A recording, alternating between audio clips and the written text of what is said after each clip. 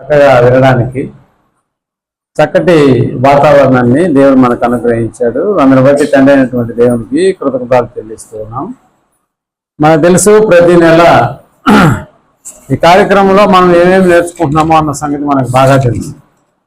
So గత నెలలో మనం మాట్లాడుకున్నటువంటి అంశం ఏదైతే ఉందో అది ఇంట్రడక్షన్ కింద 1 గంట పాఠాన్ని మనం నేర్చుకున్నాం. సప్త సంఘాలను గూర్చినటువంటి ప్రకటన గ్రంథాన్ని మనం ఆలోచన చేస్తూ ఉన్నాం. సో సప్త సంఘాలు అనేటటువంటి పదంలో మనకు కనిపిస్తున్నటువంటిది 7 సంఘాలు. కాబట్టి ఈ 7 సంఘాలలో ఈ 7 సంఘాలను గూర్చినటువంటి ప్రాథమికమైనటువంటి కొన్ని అంశాలను మనం గత నెలలో మనం ఆలోచన చేశాం. అందులో మనకు తెలుసు ప్రకటన గ్రంథాన్ని గురించి మనం మాట్లాడుకుంటూ ప్రకటన గ్రంథం యొక్క పూర్వ చరిత్రను గురించి మనం ఆలోచన చేశాం. ఆ గ్రంథాన్ని రాసింది ఎవరు అనడానికి యోహాను గారు అన్న సంగతి మనకి ప్రత్యేకించి చెప్పవలసినటువంటి అవసరత లేకుండా పోయింది. అలాగే ఆ యోహాను గారి యొక్క ప్రత్యేకతల గురించి కూడా మనం మాట్లాడుకున్నాం. చాలా అట్టడుగు స్థాయి నుంచి యేసు ప్రేమించిన శిష్యుడు అనేటటువంటి ఆ ఉన్నతమైనటువంటి ఆ యొక్క ఆధిక్యతను పొందడం మాత్రమే కాకుండా సంఘానికి పెద్దగా అంటే భూలోక విధానాలలో ఏదైనా ఒక ఉన్నతమైనటువంటి పదవి ఏదైనా ఉంది అని అంటే అది సంఘ పెద్ద. మనం అనుకుంటాం అమెరికా ప్రెసిడెంట్దే ప్రపంచంలో పెద్ద పోస్ట్ అని అనుకుంటాం. నిజంగా ప్రపంచంలో ఒకవేళ పెద్ద పోస్ట్ అయితే అయి ఉండొచ్చు, కానీ దేవుని దృష్టిలో ప్రపంచంలో నెంబర్ 1 పొజిషన్లో ఉండేది ఎవరు అని అంటే అది సంఘ పెద్ద మాత్రమే. సో కాబట్టి ఇక్కడ మనం ఆలోచించేటటువంటి ఈ విధానంలో యోహాను గారిని గురించి మనం చాలా చక్కగా కొన్ని విషయాలను మనం ప్రత్యేకంగా మనం ఆలోచన చేశాం. కాబట్టి ఇక్కడ ఆయన రాస్తూ ప్రకటన గ్రంథంలో ఆసియాలో ఉన్నటువంటి 7 సంఘాలకు అని మనం అనుకుంటే నిజంగా ఆసియాలో ఉన్నటువంటి 7 సంఘాలకు మాత్రమే ఈ సంగతులు రాస్తున్నాడా అని అంటే కాదు. దేశంలో అంటే ప్రపంచంలో ఉన్న ఏ సంఘానికైనా కూడా ఈ మాటలు వర్తిస్తాయి అనడానికి మనం ఆలోచించబోయేటటువంటి ఈ ఎఫెసీ సంఘపు వివరణలో మనకు చాలా చక్కగా అర్థమవుతుంది. కాబట్టి ఆసియాలోని సంఘములు మీకు వందనాలు చెప్తున్నాయి అనేటటువంటి పదంతో మనం గత నెలలో ఈ వాక్యాలను మనం ముగించుకున్నాం. అయితే ఇప్పుడు నూతనంగా అందులో చెప్పబడినటువంటి 7 సప్త సంఘాలలో మొట్టమొదటిగా యోహాను గారు ప్రస్తావించినటువంటి సంఘము ఎఫెసీ సంఘం అన్న సంగతి మనం జ్ఞాపకం చేసుకోవాలి. అంటే యోహాను గారు రాసినటువంటి పరిస్థితులను గురించి మనం ఆలోచన చేశాం. ఎలాంటి పరిస్థితుల్లో ఆ యొక్క ప్రకటన గ్రంథాన్ని రాశాడు అనడానికి మనకి చక్కటి ఆధారాలు ఉన్నాయి. ఎందుకంటే ఆయన పద్మాసు ద్వీపంలో అక్కడ శిక్షను అనుభవించడానికి అక్కడికి ఆయన్ని తీసుకెళ్లారు. ఆ ద్వీపంలో ఉన్నప్పుడు నిజంగా దేవుడు బయలుపరిచినటువంటి కొన్ని విధానాలను ఆయన చూస్తున్నటువంటి వాటిని రాస్తున్నట్టుగా కూడా మనకు అర్థమవుతుంది అన్న సంగతి మనకు తెలుసు. కాబట్టి ఈ సప్త సంఘాలలో 7 సంఘాలను ప్రామాణికంగా తీసుకున్నాడు. 7 సంఘాలు ఆసియాలో ఉన్నటువంటి సంఘాలన్న సంగతి మనం జ్ఞాపకం చేసుకున్నప్పుడు ఒకసారి ఆ 7 సంఘాలలో ప్రథమంగా మనకు కనిపిస్తున్నటువంటిది ఎఫెసీ సంఘం అన్న సంగతి మనకు తెలుసు. ఒకసారి చూడండి, ప్రకటన గ్రంథము 2వ అధ్యాయము 1వ వచనాన్ని మనం ఆలోచించగలిగితే ప్రకటన గ్రంథము 2వ అధ్యాయంలో చెప్పబడినటువంటి సంఘం ఎఫెసీ సంఘం అన్న సంగతి మనకి జ్ఞాపకం వస్తుంది. చదవండి ఒకసారి. అదిగో ఎఫెసులో ఉన్న సంఘపు దూతకు ఇలాగు రాయము అన్న సంగతిని ఇక్కడ మాట్లాడుతున్నాడు. ఎఫెసులో ఉన్న సంఘపు దూతకు ఇలాగ రాయము అనే పదం చెప్తున్నాడు. అంటే ఎఫెసులో ఉన్నటువంటి సంఘానికి సంబంధించినటువంటి ఆ దూత అంటే మధ్యవర్తి, లేకపోతే ఆ కాపరి, లేకపోతే ఇంకా మన భాషలో చెప్పాలంటే ఆ యొక్క పాస్టర్ గారు అన్నట్టుగా. అయితే ఇక్కడ ఎఫెసీ సంఘం అనేటటువంటిది మనం ఎఫెసీ సంఘాన్ని గురించి మనం ఆలోచన చేసేటప్పుడు అసలు ఈ ఎఫెసీ పట్టణం ఎక్కడ ఉంది, అక్కడ సంఘం అనేటటువంటిది ఎప్పుడు ఏర్పడింది, వీటిని గురించినటువంటి బ్యాక్గ్రౌండ్ కొంత మనకు అర్థమైతే కానీ ఈ సంఘానికి ఏ సంగతులు రాస్తున్నాడు అన్న సంగతి మనకు అర్థం కాదు. కాబట్టి ప్రకటన గ్రంథంలో చెప్పబడుతున్నటువంటి ఎఫెసీ సంఘం అసలు ఎక్కడుంది, ఎవరు దాన్ని ప్రారంభించారు, అక్కడ జరుగుతున్నటువంటి పరిస్థితులు ఏంటి, జరిగినటువంటి పరిస్థితులను దృష్టిలో ఉంచుకుని ఇప్పుడు యోహాను గారికి దేవుడు సూచించుతున్నటువంటి ఆ మాటలు రాయడం వెనకాల ఉన్నటువంటి ఆంతర్యం ఏంటి, వీటిని మనం చాలా చక్కగా మనం అర్థం చేసుకుంటూ ఒక్కొక్క విషయాన్ని మనం ఆలోచన చేద్దాం. ప్రథమంగా ఎఫెసీ అనేటటువంటి ఈ పట్టణము ఎక్కడుందని అంటే మనకు తెలుసు, స్వర్ణ, మిలేతు అనేటటువంటి పట్టణాల మధ్య ఈ పట్టణం అనేటటువంటిది ఒకటి ఉందన్న సంగతి మనం జ్ఞాపకం చేసుకోవాలి. స్ఫుర్ణ అనేటటువంటి సంఘం కూడా మనకి 7 సంఘాలలో ఒకటిగా మనకు కనిపిస్తుంది. మిలేతు అనేటటువంటిది ఇదొక పట్టణం. ఈ 2 పట్టణాల మధ్య ఉన్నటువంటిదే ఎఫెసీ అనేటటువంటి పట్టణం అన్న సంగతి మనం జ్ఞాపకం చేసుకోవాలి. ఈ ఎఫెసీ అనేటటువంటి పట్టణంలో ఇది దేనికయ్యా ప్రసిద్ధి ఈ పట్టణాన్ని అని అంటే, ఇక్కడ ఒక ఓడరేవు ఉంది. ఓడరేవు ఉండడం అంటే మీరు ఆలోచన చేయండి, ట్రైన్ జంక్షన్ అనేటటువంటిది ఉంటే చాలా ట్రైన్లు వచ్చి ఆగుతుంటాయి, బస్సు స్టేషన్ ఉందంటే చాలా బస్సులు అక్కడికి వచ్చి ఆగుతుంటాయి. అలాగే పాత అంటే మొదటి శతాబ్దపు క్రైస్తవ్యంలో మనకు కనిపిస్తున్నటువంటి రవాణా మార్గాలలో నిజంగా చాలా పేరున్నటువంటి మార్గం వచ్చి జల మార్గం. కాబట్టి ఎప్పుడు కూడా ఆ జల మార్గం అనేటటువంటి దానికి ఓడలు నిలిచేటటువంటి ప్రాంతం ఉంటుంది.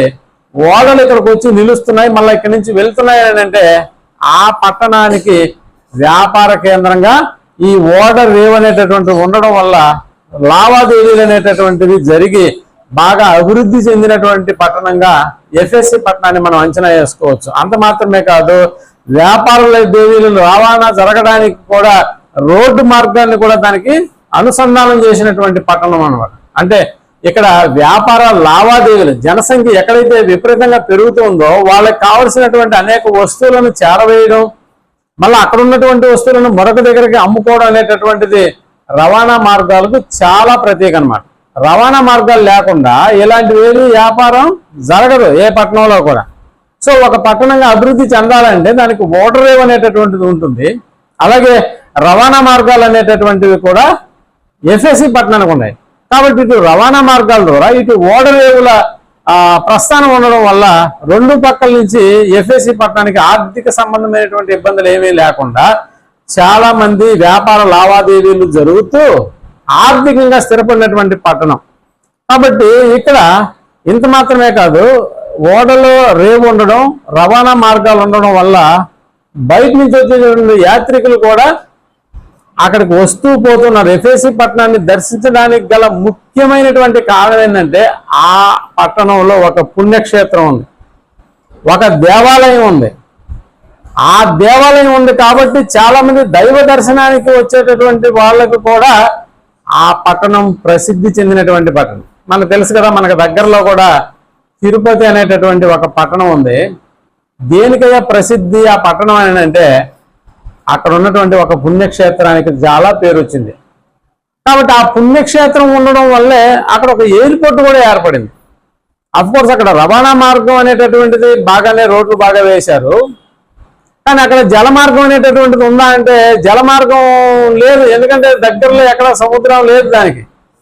కాబట్టి ఇక్కడ కూడా నిజంగా ఒక పుణ్యక్షేత్రం అనేటటువంటిది ఎప్పుడైతే ఎఫెసీ పట్టణంలో ఉందో ఆ పుణ్యక్షేత్రానికి సంబంధించినటువంటి పేరు, దేవత పేరు ఏంటి అని అనుకుంటే ఆ దేవత ఎవరో కాదు, ఆమె పేరు ఆర్తెమీదేవి. ఆర్తెమీదేవి నిజంగా అక్కడ గ్రీకులు అనేటటువంటి నివసించేటటువంటి వాళ్ళు ఆ దేవతకు పెట్టినటువంటి పేరు ఏంటంటే ఆర్తెమీదేవి. అలాగే రోమా పరిపాలన కింద ఉంది కాబట్టి రోమీలు ఆ దేవతను ఏమని పిలిచేవాళ్ళు అని అంటే డయానా అనేటటువంటి పేరుతో పిలిచేటటువంటి వాళ్ళు. బాగా అర్థం చేసుకోవాలి. ఎఫెసీలకు రాసిన ఈ ఎఫెసీ అనేటటువంటి ఈ పట్టణానికి సంబంధించిన బ్యాక్గ్రౌండ్ మనం ఆలోచన చేస్తున్నాం. ఎఫెసీ పట్టణం స్ఫుర్ణ అలాగే మిలేతు అనేటటువంటి పట్టణాల మధ్య ఉంది. ఎఫెసీ ఒక ఓడరేవుకు ప్రాధాన్యతగా కలిగినటువంటి పట్టణంగా ఉంది. అలాగే రోడ్డు మార్గాలు ఉన్నాయి, దీన్ని బట్టి వ్యాపార లావాదేవీలు బాగా జరుగుతున్నాయి. అంత మాత్రమే కాదు, ఎఫెసీ పట్టణం ఒక పుణ్యక్షేత్రానికి ప్రతీక అన్నమాట. ఆ పుణ్యక్షేత్రంలో ఉన్నటువంటి దేవత పేరే ఆర్తెమీదేవి అనేటటువంటి పదం వాడతారు. ఇది గ్రీకులు ఆరాధించేటటువంటి దేవి. ఆ దేవికి ఒక మంచి ఆలయాన్ని కట్టినటువంటి ఘనత గ్రీసు దేశస్తులకు ఉంది. అంత మాత్రమే కాదు, అది రోమా పరిపాలన కింద ఉండడం వల్ల రోమీలు అదే దేవతను ఏమని పిలుస్తున్నారు అని అంటే డయానా అనేటటువంటి పేరుతో పిలుస్తున్నారు. కాబట్టి ఈ పట్టణంలో అతి పెద్ద దేవాలయం ఉంది. ఆ దేవాలయానికి సంబంధించినటువంటి దేవత పేరే డయానా లేకపోతే ఆర్తిమీదేవి. అంటే ఎక్కడైతే దేవతా విగ్రహాలు లేకపోతే దేవతలకు సంబంధించినటువంటి ఆలయాలు ఉంటాయో వాటికి సంబంధించి వాటి ప్రతిమలను అమ్మేటటువంటి సాంప్రదాయం కూడా ఉంటుంది. ఉదాహరణకి మనం షిరిడీకి పోయినప్పుడు అక్కడ ఆ పుణ్యక్షేత్రానికి ప్రతీక ఆ పట్టణమే. సో అక్కడ అమ్మేటటువంటి ఆ దేవుడికి సంబంధించినటువంటి ప్రతిమలు ఎవరైనా కూడా మీరు బాగా చూడండి. ఇక్కడ మనకు కూడా మన ఏరియాలో ఒక సాయిబాబా గుడి కానీ కడితే ఆ సాయిబాబా గుడిలో ప్రతిష్ఠించవలసినటువంటి ఆ యొక్క విగ్రహం ఉందే, దీన్ని మేము షిరిడీ నుంచి తీసుకొచ్చామని చెప్పుకుంటారు. అంటే ఆ ఏరియాలో వెలిసినటువంటి ఆ దేవుడికి సంబంధించినటువంటి ప్రతిమలు ఎక్కువగా అక్కడ అమ్ముడవుతూ ఉంటాయన్న సంగతి కూడా మనం జ్ఞాపకం చేసుకోవాలి. అలాగే ఎఫెసీ పట్టణంలో ఉన్నటువంటిది ఆ యొక్క ఆర్తిమీదేవి యొక్క దేవస్థానం చాలా ప్రసిద్ధి చెందినటువంటి దేవస్థానం. చాలా మహిమలు కలిగినటువంటి దేవతగా ఆమె పేరు పొందినటువంటి ఆమె అక్కడ కనిపిస్తూ ఉంది. కాబట్టి ఆమెకు సంబంధించినటువంటి ప్రతిమలు కొనుగోలు చేయడం అంటే అమ్మడం తయారు చేయడం అనేటటువంటిది ఈ విగ్రహాల యొక్క అమ్మకాల వల్ల కూడా విపరీతమైనటువంటి లాభాన్ని ఎఫెసీలో ఉన్నటువంటి భక్తులు కూడా దాన్ని క్యాష్ చేసుకునేటటువంటి వారు. నిజంగా ఒకరోజు ఆ పట్టణానికి పౌలు గారు ఒక రోజున ఆ ప్రాంతానికి వెళ్ళడం జరిగింది, ఆ పట్టణానికి వెళ్ళడం జరిగింది. అంటే తాను సువార్త దండయాత్రలో 2వ ప్రయాణంలో ముగింపులో నిజంగా ఒక విశ్రాంతి దినాన అక్కడ ఒక సమాజ మందిరంలోకి వెళ్ళాడు. ఆ సమాజ మందిరంలోకి వెళ్ళినప్పుడు అక్కడ యూదులు ఉండేటటువంటి వాళ్ళు, యూదులు విశ్రాంతి దినాన్ని ఆచరించేటటువంటి వాళ్ళు. మనకు తెలుసు ఆ విశ్రాంతి అంటే పౌలుకున్నటువంటి ఒక హ్యాబిట్ ఏంటంటే ఎక్కడికి వెళ్ళినా కూడా సమాజ మందిరాలు ఎక్కడ ఉన్నాయని ఎతికేవాడు. మనకు తెలుసు కదా, ముందు అలవాటు ఉన్నటువంటి వాళ్ళు కొత్త ఊరికి వెళ్ళినప్పుడు వాళ్ళు వెతికేటటువంటి అంగడి మొట్టమొదటిగా మందు అంగడి ఎక్కడ దొరుకుతుంది, మందు ఎక్కడ దొరుకుతుందని వాకప్ చేస్తారు. అలాగే పౌలు గారు కూడా ఏ ఊరికి వెళ్ళినా ఆ ఊరు తనకు కొత్తదైనా కూడా అక్కడ ఉన్నటువంటి మనుషులను వాకప్ చేస్తాడు. ఇక్కడ సమాజ మందిరాలు ఎక్కడ ఉన్నాయని అడుగుతాడు. కాబట్టి ఎక్కడైతే సమాజ మందిరానికి సంబంధించిన ఆనవాళ్ళు ఆయన దొరుకుతాయో అక్కడికి వెళ్ళి అక్కడ వారితో కలుసుకుని మాట్లాడటం అనేది ఆయనకు సాంప్రదాయం, లేకపోతే ఆయనకు ఒక అలవాటు. ఎప్పుడైతే అక్కడికి వెళ్ళాడో అక్కడ ఉన్నటువంటి ఆ విశ్రాంతి దినాన్ని ఆచరించేటటువంటి ఆ యూదుల సమాజ మందిరంలో ఉన్నప్పుడు అక్కడ పరిచయం అయినటువంటి వాళ్ళే అకులా ప్రిస్కిల్లా అనేటటువంటి వాళ్ళు. ఎఫెసీలో వాళ్ళు ఉన్నటువంటి యూదుల సమాజ మందిరంలో పౌలు గారు ప్రథమంగా వెళ్ళి అక్కడ అకులా ప్రిస్కిల్లా అనేటటువంటి వారితో ఆయనకు పరిచయం ఏర్పడింది. ఆ తర్వాత 3వ ప్రయాణంలో ఆసియాలో ఎఫెసీలోనే ఎక్కువగా ఉన్నాడన్న సంగతి మనం జ్ఞాపకం చేసుకోవాలి. పౌలు గారు ఎక్కువ దినాలు గడిపింది ఎక్కడ అంటే ఎఫెసీ పట్టణంలోనే ఎక్కువగా అతను గడిపాడు. కాబట్టి 7 సంఘాల్లో మొదటిది ఎఫెసీ సంఘమే అనేటటువంటి ఈ ప్రాధాన్యత ఎఫెసీ సంఘానికి ఎందుకు వచ్చింది అని మనం ఆలోచించగలిగితే, ఎఫెసీ సంఘం మొట్టమొదటిగా ప్రారంభమయ్యి ఆ తర్వాత సువార్త ప్రకటన అనేటటువంటి మిగిలినటువంటి 6 సంఘాలకు వ్యాప్తి చెందింది. కాబట్టి ప్రథమంగా ఏర్పడినటువంటి స్థానిక సంఘం ఎఫెసీ సంఘం అక్కడ. కాబట్టి మొట్టమొదటి సంఘంగా దేవుడు దీన్ని ఎందుకు ప్రకటన గ్రంథంలో దీన్ని ప్రస్తావించాడని అంటే ఈ సంఘాన్ని బేస్ చేసుకుని ఆ తర్వాత మిగిలినటువంటి సంఘాలు స్ఫుర్ణ, తుయతరై ఇంకా మనకు కనిపిస్తున్నటువంటి లవోదికయ ఈ పట్టణాల్లో ఏర్పడినటువంటి సంఘాలకు మొట్టమొదట పునాది ఎఫెసీ సంఘం. కాబట్టి దీన్ని మనం బేస్ చేసుకుని మిగిలినటువంటి సంఘాలు ఏర్పడ్డాయన్న సంగతి. కాబట్టి దేవుడు మొట్టమొదటి సంఘంగా ఈ ప్రకటన గ్రంథం ప్రారంభంలో ఈ యొక్క పట్టణాన్ని గురించి ఎఫెసీలకు సంఘాల గురించి మనకి చెప్పబోతున్నటువంటి కారణాలు ప్రథమమైనటువంటి సంఘంగా ఇక్కడ పేరొంది పొందినటువంటి ఎఫెసీ సంఘం అన్న సంగతి మనం జ్ఞాపకం చేసుకోవాలి. నిజంగా మనకు తెలుసు ఎఫెసీ పట్టణంలో ఆర్తిమీదేవి అనేటటువంటికి భక్తుల తాకిడి ఎక్కువ, భక్తుల తాకిడి చాలా ఎక్కువగా ఉండేది. మనకు తెలుసు కదా, నేడు ప్రపంచంలో పేరు పొందిన దేవాలయం లేకపోతే దైవికమైనటువంటి ఆత్మ సంబంధమైనటువంటి ఆ దేవతలకు సంబంధించి ఎక్కడే ప్రపంచంలో నెంబర్ 1 అనేదంటే ఈ రోజుల్లో సౌత్ కొరియా ఒక చర్చికి ఒక షిఫ్ట్కి దాదాపు 10 లక్షల మంది హాజరవుతారని. అలాంటివి 7-8 టైమ్స్ జరుగుతుంది, 7-8 టైమ్స్ జరుగుతాయి. ప్రపంచంలో నెంబర్ 1 స్థానంలో క్రైస్తవ చర్చ్ అనేటటువంటిది ఈ రోజుల్లో పేరు పొందింది. దాన్ని అనుసరించి 2వ స్థానంలోకి వచ్చిందే మన పక్కన ఉన్నటువంటి తిరుపతి దేవస్థానం. సో తిరుపతి దేవస్థానం ప్రపంచంలో కల్లా 2వ స్థానంలో ఉందంటే మీరు ఆలోచన చేయండి. అక్కడికి వచ్చే భక్తుల తాకిడి ఎలా ఉంటుందో మీరు ఆలోచన చేయండి. ఇది మన తరంలో మనం చూస్తున్నటువంటి తిరుమల తిరుపతి దేవస్థాన పరిస్థితి. ఎక్కడో సౌత్ కొరియాలో ఉన్నటువంటి పరిస్థితి మనకు తెలియదు, కానీ మనకు దగ్గర ఉన్నటువంటిది మనం ఆలోచన చేయొచ్చు ఈజీగా. సో రోజుకి ఎంతమంది భక్తులు దాన్ని సందర్శిస్తున్నారో, ఎంత హుండీ రాబడి వస్తుందో కూడా మనకు అప్పుడప్పుడు పేపర్లో కూడా మనం చూడొచ్చు. ఈరోజు హుండీ ఆదాయం 2,70,00,000 అంటూ ఉంటాడు ఒక్కరోజు ఆదాయం. సో దీన్ని బట్టి మనకి ఏమర్థమవుతుందంటే, ఓహో ఇక్కడ పేరు పొందినటువంటి లేక మహాఖ్యాతి గడించినటువంటి ఒక దేవుని యొక్క ఆలయం ఉందనేటటువంటి ఆ ప్రజల నమ్మకానికి ప్రతీక మన తరంలో మనం చూస్తున్నటువంటి తిరుపతి తిరుమల దేవస్థానం. కానీ మొదటి శతాబ్దంలో ఆర్తిమీదేవి కూడా అంతే ప్రాధాన్యత ఉంది అన్న సంగతి మనం జ్ఞాపకం చేసుకోవాలి. ఎందుకంటే ఆమెకు భక్తుల తాకిడి ఎక్కువ. అలాంటి పట్టణంలో పౌలు గారు పరిచర్య ఎలా జరిగించాడో కదా. ఎందుకంటే అంతటి భక్తుల తాకిడి ఎక్కువగా ఉన్నటువంటి ఆ ప్రాంతంలో ఈ రోజు మనకు తెలుసు తిరుమల తిరుపతి దేవస్థానానికి సంబంధించి స్కూల్స్, కాలేజీలు, యూనివర్సిటీలు కావచ్చు, ఎక్కడా కూడా ఎవరు కూడా సువార్త ప్రకటన చేయొచ్చా? ఎవరైనా సువార్త ప్రకటన చేయొచ్చా? అసలు నువ్వు తిరుమల తిరుపతి దేవస్థానానికి కారులో పోతున్నప్పుడు నీ కారు మీద నీ రాకపోకలేంది ఆవు నిన్ను కాపాడనన్న వాక్యం ఉందనుకోండి, నీ కారుని ఏం చేస్తారో తెలుసా? రాకపోకలు రానియకుండా జాగ్రత్త తీసుకుంటారు వాళ్ళు. మనమేమో అలాంటి పదం రాసుకొని బయలుదేరామనుకో, ముందు ఆ స్టిక్కర్ తీసేస్తే కానీ నిన్ను పంపి ఇక్కడ. అంటే ఇప్పుడున్నటువంటి పరిస్థితుల్లో ఒక పుణ్యక్షేత్రానికి సంబంధించినటువంటి దాన్ని వేరే దేవుని యొక్క దానికి సంబంధించినటువంటి వాక్యాలు పెట్టడానికి వీలేదు. కనీసం వాళ్ళు డిక్కీ అయితే ఓపెన్ చేసి చూసినప్పుడు అందులో బైబిల్ ఉన్నా కూడా మనల్ని ఏం చేస్తారు? అపోజ్ చేస్తారు, పంపించరు మనల్ని. ఇప్పుడు ఆలోచన చేయండి, అర్చనీదేవికి ఉన్నటువంటి ఫాలోయర్స్ ఎలాంటి వాళ్ళు. నిజంగా అలాంటి పట్టణంలో ఇప్పుడు దేవుని యొక్క సువార్తను, యేసుక్రీస్తుని గురించినటువంటి ఈ పరిచర్యను ప్రారంభించడం అనేటటువంటిది అంత ఈజీయా? చాలా కష్టమైనటువంటి కార్యక్రమం. అలాంటి పట్టణంలో ప్రజలను యేసు వైపు మళ్లించడంలో పౌలు గారు ఎంత కష్టపడ్డారో ఇప్పుడు అర్థమవుతుందా మనకి. అందుకని ఎఫెసీ పట్టణంలో ఒకవైపు యూదులు ఉన్నారు, ఎఫెసీ పట్టణంలో మరొక వైపు అన్యులు ఉన్నారు, మరొక వైపు ప్రభుత్వానికి సంబంధించినటువంటి రోమా ప్రభుత్వపు చట్టం అనేటటువంటిది అక్కడ కూడా కొనసాగుతుంది. వీటన్నిటి మధ్య ఇప్పుడు యేసు ప్రభుల వారిని ఆయన ప్రజెంటేషన్ ఇవ్వాలి. అక్కడ యేసు ప్రభుల వారు మృతుల్లో నుంచి లేచాడు, యేసు ప్రభుల వారు ఒక స్థానిక సంఘాన్ని స్థాపించారు, అందులోకి మీరు అందరూ సభ్యులు కావాలనేటటువంటి ఈ సువార్త ప్రకటన అనేటటువంటిది ఇన్ని కోణాల మధ్య అక్కడ ప్రకటించడం అనేటటువంటిది ఎంత కష్టమైన కార్యక్రమం మీరు ఆలోచన చేయండి. ఈ మధ్య ఎవరో ఒక స్కూల్లో, గవర్నమెంట్ స్కూల్లో క్రిస్మస్ గిఫ్ట్ ఇస్తున్నాము అని చెప్పి పిల్లలకు క్రిస్మస్ గిఫ్ట్ ఇంత బాక్స్, అక్కడ ఉన్నటువంటి దాదాపు 200 మంది పిల్లలకు బాక్సులు ఇచ్చారు. ఆ బాక్స్ ని ఓపెన్ చేసి చూస్తే అందులో న్యూ టెస్ట్మెంట్ అనే చిన్న బైబిల్ కూడా గిఫ్ట్ లతో పాటు ఇది కూడా ఒక గిఫ్ట్ గా ఉంది. అంతే.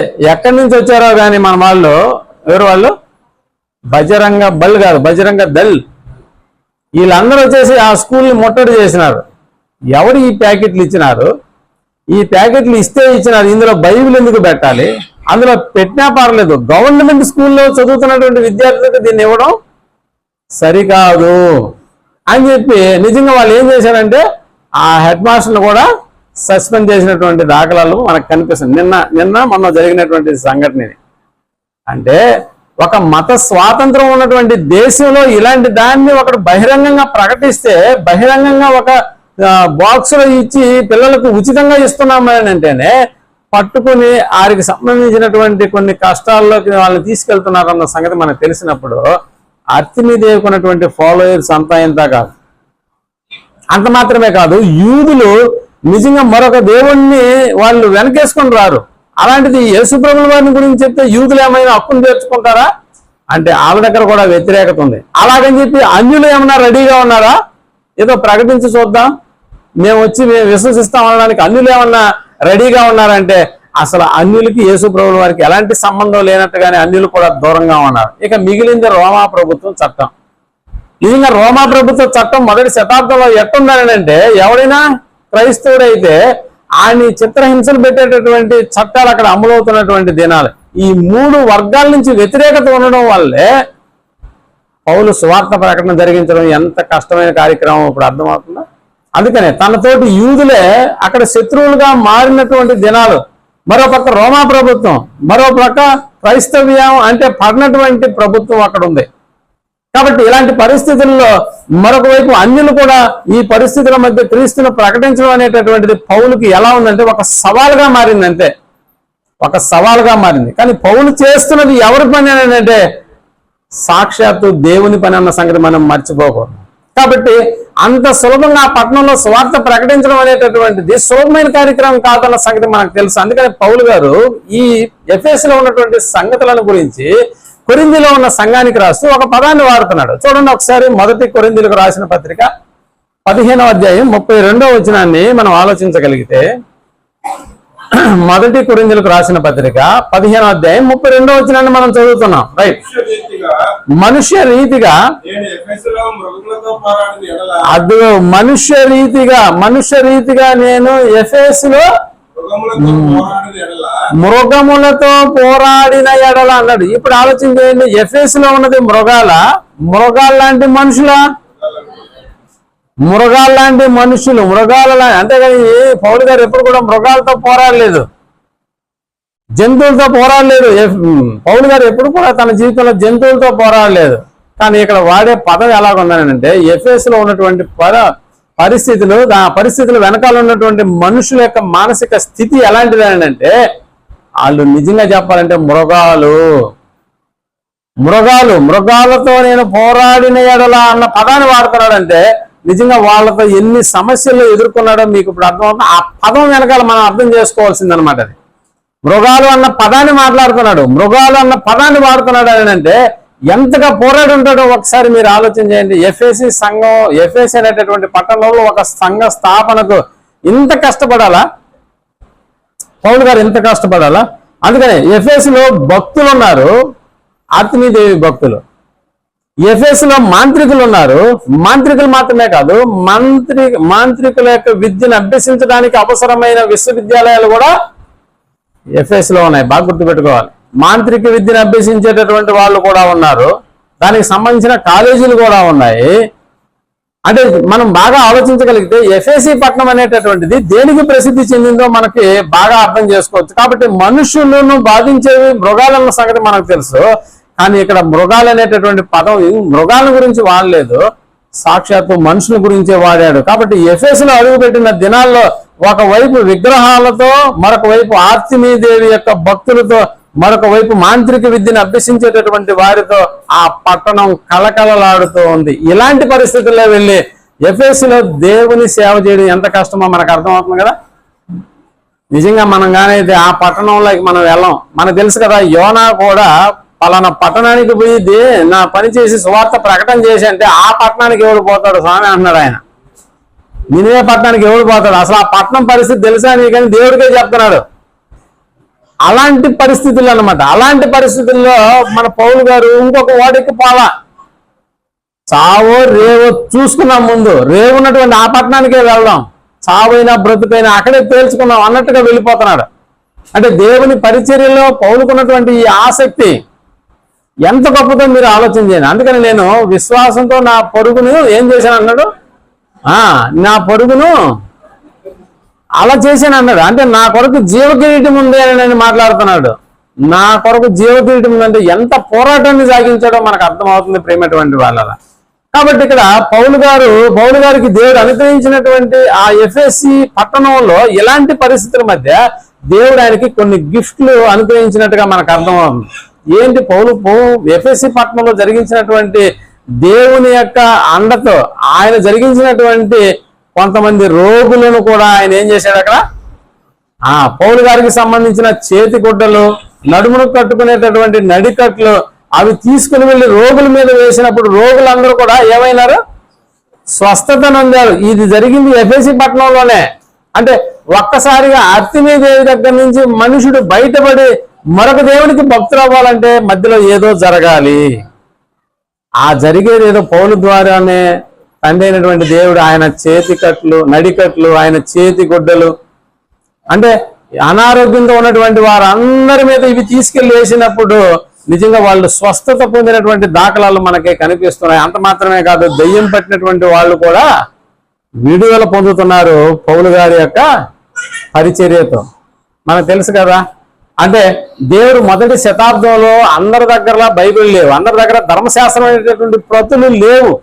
కాబట్టి పౌలు చెప్పేటటువంటి ఈ వార్త సువార్తగా మనుషులకు అందాలని అంటే, సువార్తగా మనుషులు దీనిని నమ్మాలంటే ఏం చేస్తూ రావాలి దేవుడు అని అంటే అద్భుతాలు చేయిస్తూ రావాలి. వాక్యాన్ని స్థిరపరచాలంటే ఒక అద్భుతం అనేటటువంటిది జరిగితేనే అక్కడ వాక్యం స్థిరపరచబడుతుందన్న సంగతి మనకు తెలుసు. సో ఎఫెసులో ఉన్నటువంటి యూదులకు కానీ, ఎఫెసులో ఉన్నటువంటి అన్ని జనులకు కానీ, లేకపోతే అక్కడ పరిపాలించబడే చట్టం రోమీల చట్టం కానీ ఏదైనా కూడా ఒక వ్యక్తిని అనారోగ్య స్థితిలో నుంచి ఆరోగ్యవంతుడిగా చేస్తే ఆటోమేటిక్ గా యూదుడైనా తిరుగుతాడు, అన్యుడైనా తిరుగుతాడు. ఏ చట్టమైనా పలానా అతను ఏం చేస్తున్నాడు అంటే అద్భుతాలు చేస్తున్నాడు, మహత్కార్యాలు చేస్తున్నాడు, దయ్యం పట్టినటువంటి వారిని కూడా విడుదల పొందుతున్నారు అన్న సంగతి మనం ఆలోచన చేసినప్పుడు నిజంగా ఆ పట్టణంలో ఉన్నటువంటి వారు పౌలు గారు ఏ నామాన్ని ఉచ్చరించి దయ్యాలను వెళ్ళగొడుతున్నాడో మనకు తెలుసు. అంటే పౌలు గారి యొక్క ఆ యొక్క పరిచర్యలో భాగంగా దయ్యాలను వెళ్ళగొడుతున్నాడు అన్న సంగతి కూడా మనకు తెలుసు. కాబట్టి ఏ నామాన్ని ఉచ్చరించి దయ్యాలను వెళ్ళగొడుతున్నాడో అదే నామాన్ని ఉచ్చరించి వారు కూడా అదే విధంగా కొంతమంది ట్రై చేశారు. అంటే మనం కూడా పౌలు గారు చెప్పి ఉచ్చరించినటువంటి ఆ నామాన్ని బట్టే మనం కూడా ఇప్పుడు దయ్యాలను వెళ్ళకూడదాం అని వాళ్ళు కూడా ట్రై చేసినప్పుడు ఆ దయ్యాలు మళ్ళీ వాళ్ళ మీద తిరుగుబాటు చేసినట్టుగా కూడా మనకు అర్థం అవుతుంది. ఈ సంగతి గురించి మనకి ఎక్కడ కనిపిస్తుంది అంటే అపోస్తల కార్యం 19వ అధ్యాయంలో ఈ సంగతి మనకు కనిపిస్తుంది. కొంతమంది ట్రై చేసినారు అక్కడ దయ్యాలను మేమెందుకు వెళ్ళగొట్టలేమో అని చెబుతూ అక్కడ మనకి ఒక ప్రధాన యాజకుని కుమారులు ఏం చేస్తున్నారు అని అంటే ఒకసారి మనం 13వ వచనం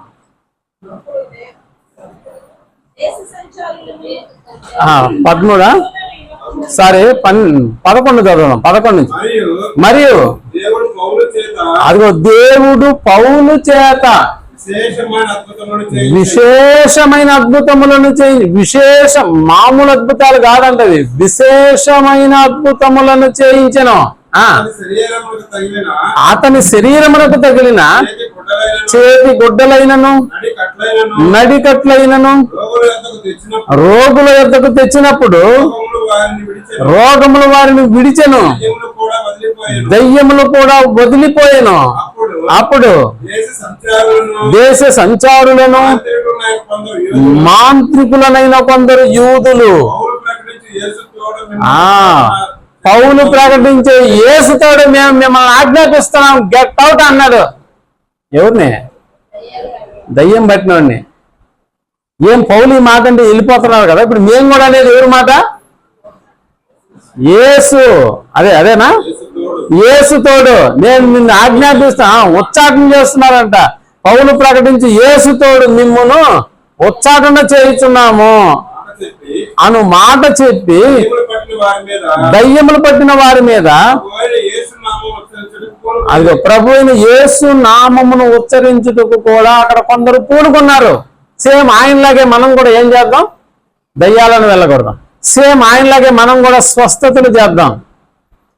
మన చేతికొట్లు తీసుకెళ్ళి తగిలితే చెమట కొంపొస్తుందేమో, కానీ పౌలు గారి చేతికొట్టు తీసుకెళ్ళి తగిలితే స్వస్థత జరుగుతుంది. మహా విశేషమైన స్వస్థతలు అక్కడ జరిగించాడు. ఎక్కడ? అదే ఎఫెసీ పట్టణంలో. కాబట్టి ఇప్పుడు ఏం జరిగింది ఆ రోజు అని అంటే అక్కడ 14వ వచనం యూదుడైన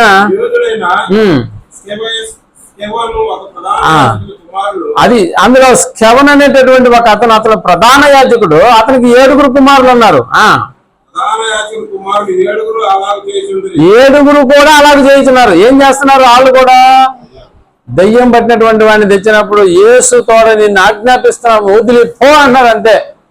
అప్పుడప్పుడు మనకు పబ్లిక్ మీటింగ్లో వదిలిపో అనే మాట బైబిల్ తీసుకొని కొడతా ఉంటాడు ఆ దయ్యం పట్టినటువంటి వాడిని. ఒక్కొక్కసారి మూతిలో పెట్టి మాట్లాడతాడు, సౌండ్ పెద్దగా. ఆ దెబ్బకి దయ్యం పట్టినటువంటి వాళ్ళు ఏమో కానీ మనకు మాత్రం దయ్యం పట్టే విధంగా ఉంటుంది అది. సో ఆ ఉచ్చారణ ఎలాగ ఉంటుంది అంటే ఏదో ఒళ్ళంతా జలధరించిపోతున్నట్లుగా ఉంటుంది అన్నమాట. ఇలాంటి కార్యక్రమం ఆ రోజుల్లో కూడా స్కెవయం అనేటటువంటి ప్రధాన యాజకుడు అదే వృత్తిలో తనకున్నటువంటి 7 కుమారులు కూడా నేను దెయ్యాలు వెళ్ళగొడతాం రండి అని చెప్తున్నాడు. అందుకు ఆ దెయ్యము నాకు యేసు ఎవరో తెలుసు, పౌలు కూడా నాకు తెలుసు, కానీ మీరు ఎవరు అని అడుగుతుంది ఇక్కడ. మీరు ఎవరు, మీరు చెప్తే నేను వెళ్ళిపోవాలా అన్నట్టుగా వారిని లొంగ తీసుకుని గొడ్డలిప్పి తీసి కొట్టిందంట. అందుకని వీళ్ళు తలా ఉదుకు పారిపోయారు పాపం. ఇదంతా జరిగింది ఎఫెసీ పట్టణంలోనే. అప్పుడు వాళ్ళు దెయ్యాలను వెళ్ళగొట్టడం, రోగులను బాగుపరచడం అనే కార్యక్రమము నిజంగా ఇది మన వల్ల జరిగిన కార్యక్రమం కాదు. స్వయాన పౌలు గారే జరిగించినా కూడా పౌలు దేని వల్ల జరిగించాడు అని అంటే దైవ శక్తి వల్ల ఇలాంటి కార్యక్రమాలు జరిగించాడు అని వాళ్ళు గ్రహించారన్నమాట. అంటే ఇప్పుడు పౌలు వెనకాల దేవుడుండి అద్భుతమైనటువంటి మహా కార్యక్రమాలను ఇక్కడ జరిగిస్తూ ఉన్నప్పుడు నిజంగా అలాంటి క్వాలిటీలో ఉన్నటువంటి కొన్ని కార్యక్రమాలు చేస్తున్నటువంటి వాళ్ళు కూడా గ్రహించింది ఏంటంటే, అయ్యా ఇది మానవ మాత్రుడు జరిగించే కార్యక్రమము కానే కాదు, కాబట్టి ఇది ఒక దైవ శక్తి వల్ల జరిగే కార్యక్రమాలని గ్రహించారు. మొట్టమొదటిగా ఎఫెసీలో ఉన్నటువంటి పట్టణస్థులు, అందులో యూదులు ఉన్నారు, అందులో అన్ని జనులు ఉన్నారు. కాబట్టి ఇప్పుడు అక్కడ ప్రారంభమైనటువంటి అలజడి అంతా ఇంత కాదు, ఒక దైవ శక్తి వల్ల ఇలాంటి కార్యక్రమాలు జరగడమా అస్సలు వాళ్ళకు ఊహలకు అందనటువంటి అద్భుతాలు అన్నమాట. అవి ఊహలకు అందనటువంటి దయ్యాల వెళ్ళగొట్టడం అనే కార్యక్రమం. అందుకని అప్పటి వరకు మాంత్రిక విద్యకు కూడా ఎఫెసీ పట్టణం ఎలాంటిదనంటే అక్కడ ఒక విశ్వవిద్యాలయమే ఉంది, ఒక యూనివర్సిటీ ఉందంట. దేందా యూనివర్సిటీ? మాంత్రిక విద్యను నేర్పించేటటువంటి యూనివర్సిటీ అన్నమాట. నిజంగా అప్పుడు జరిగినటువంటి ఆ మాంత్రిక విద్యను కూడా అభ్యసించేటటువంటి వాళ్ళందరూ కూడా ఏం చేశారు తర్వాత చూడండి.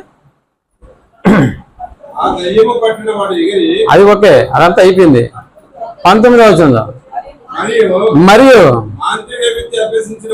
అది మాంత్రిక విద్యను అభ్యసించిన వారంటే ఇప్పుడు నేర్చుకుంటున్నారు అనమాట. వాళ్ళు నేర్చుకున్న వాళ్ళు, నేర్చుకుంటూ ఉన్న వాళ్ళు కూడా అనేకులు తాము చదువుతున్నటువంటి పుస్తకాలను తెచ్చి ఎవడైనా చేస్తాడు అలాంటి కాదు, అందరి ఎదుట. అంటే ఎఫెసీ పట్టణంలో ఉన్నటువంటి ప్రజలందరి ఎదుట ఏం చేశారంట? కాల్చివేశారు. మాంత్రిక విద్యను అభ్యసించేటటువంటి వాళ్ళందరూ ఆ విద్యకు సంబంధించినటువంటి పుస్తకాలన్నీ తెచ్చి ఏం చేశారు? కాల్చేశారు. ఈ రోజుల్లో దేని కాలుస్తున్నారు చెప్పండి? అంతేనా? బైబిల్ కాలుస్తున్నారా? ఏమన్నా ఇదేమన్నా మాంత్రిక విధికి సంబంధించిన గ్రంథమా? మనిషి జీవితానికి సంబంధించినటువంటి గ్రంథాన్ని ఈరోజు సమాజం ఏం చేస్తుంది? తగలబెడుతుంది.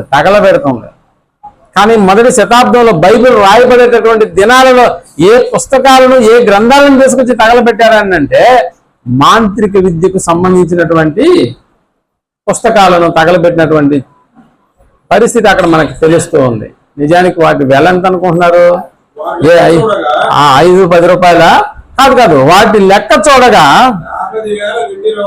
అదిగో 50,000 వెండి రూకలు ఆయను. అంటే పౌలు గారి కళ్ళ ముందే వాటిని ఏం చేశారంట?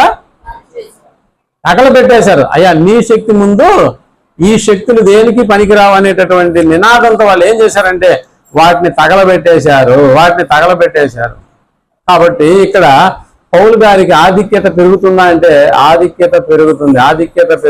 కాబట్టి ఇక్కడ తమ పుస్తకాలను తీసుకొచ్చి తగలబెట్టేసినారు. వాటి విలువ 50,000 వెండి రోకలు. అంటే ఈ రోజుతో పోల్చుకుంటే ఆ డబ్బు చాలా విలువైనటువంటి డబ్బుగా మనకు అర్థమవుతుంది ప్రేమటువంటి వాళ్ళు. కాబట్టి ఇన్ని విపత్కరమైనటువంటి పరిస్థితుల మధ్య ఎఫెసీ సంఘం ప్రారంభం ఎలా జరిగిందో మనకు అర్థమైతే ప్రకటన గ్రంథంలో యోహాను గారు ఏమి రాశారో మనకు అర్థమవుతుంది. ఇక్కడ ఏం జరిగిందో తెలియకుండా జస్ట్ ప్రకటన గ్రంథంలో ఎఫెసీ సంఘంతో ఇలాగ రాయమని అన్నాడు అనుకో, మనకేమైనా అర్థమవుతుందా?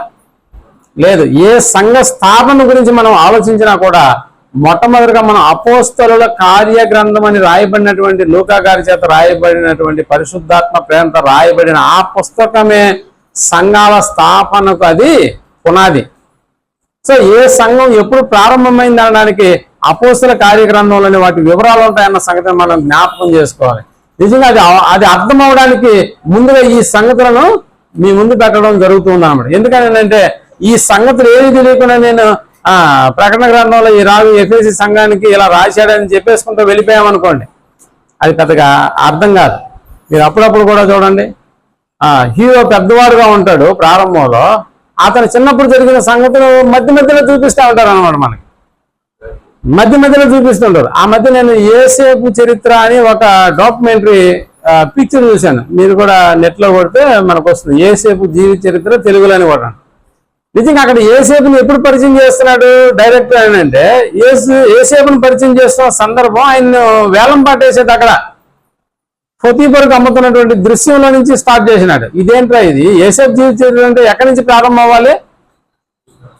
యాకోబు నుంచి ప్రారంభం అవ్వాలి. యాకోబు నుంచి ప్రారంభం అవ్వాలి, అంతకంటే ముందు అబ్రహాం దగ్గర నుంచి ప్రారంభం అవ్వాలి. అక్కడి నుంచి తీసుకురావట్లేదు, పొతీఫరు దగ్గర నుంచి పొతీఫరు వేలం పాటలో పాడుతున్నాడు అనమాట యోసేపు.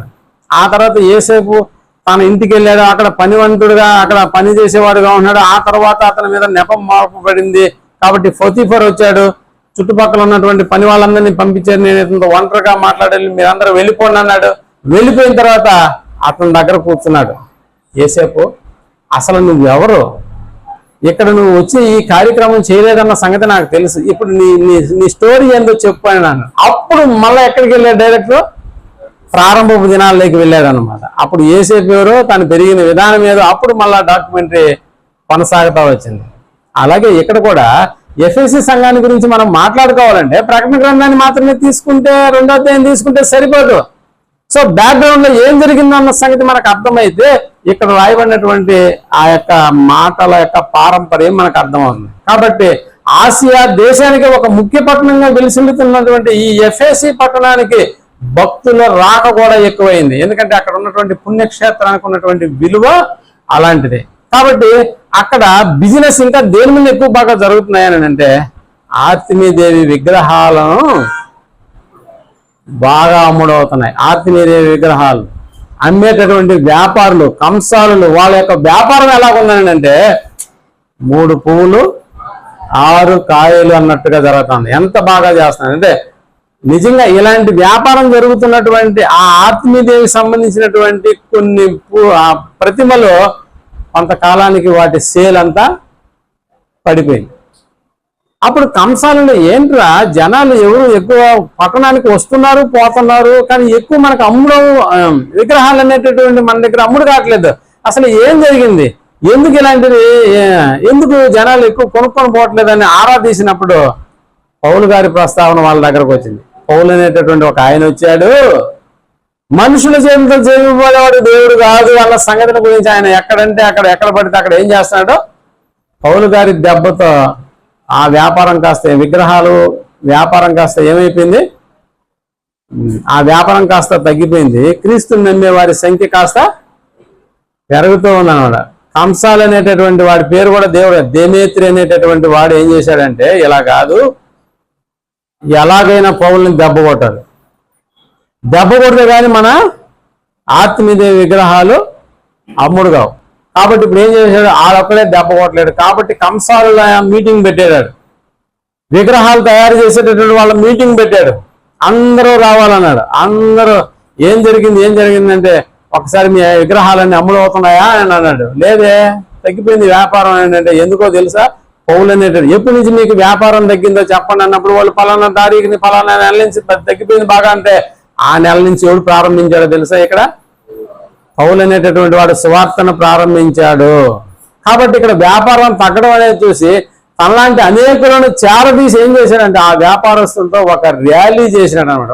ఎఫెసీ పట్టణంలో ర్యాలీ భయంకరంగా జరిగింది. ర్యాలీ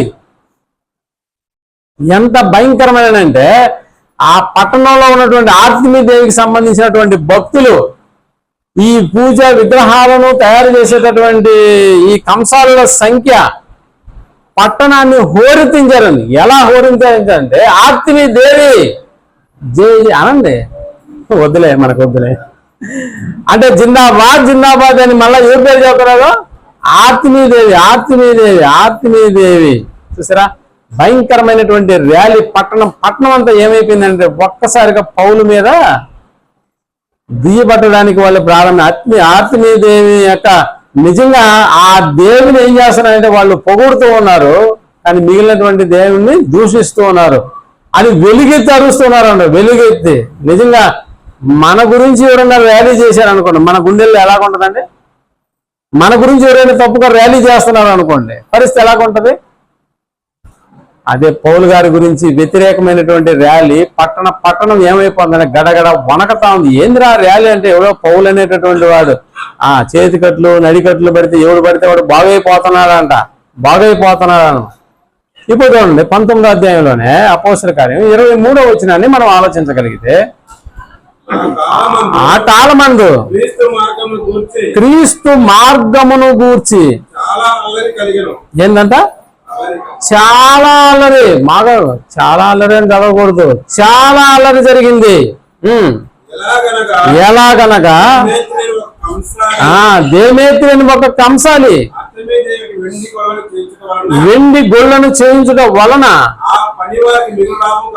ఆ పని వారికి మిగులు లాభం కలుగజేసిందెను. ఇతరులను గుంపు కూర్చి, అయ్యలారా ఈ పని వలన మనకు జీవనము బహుగా తెలియను.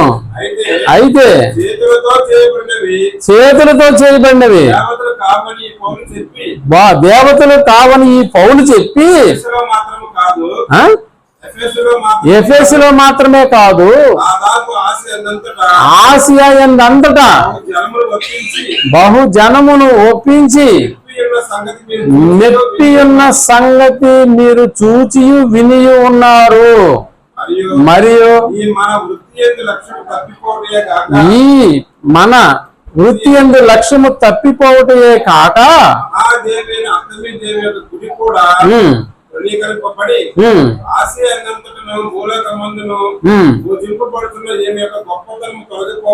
అది గొప్పతనము తొలగిపోవునని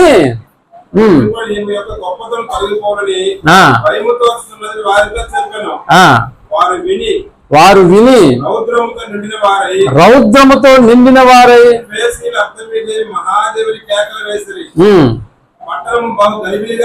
ఎలా ఉందంటే పట్టణం ఎలాగుందంటే బహు గలిబిలిగా ఉండెను.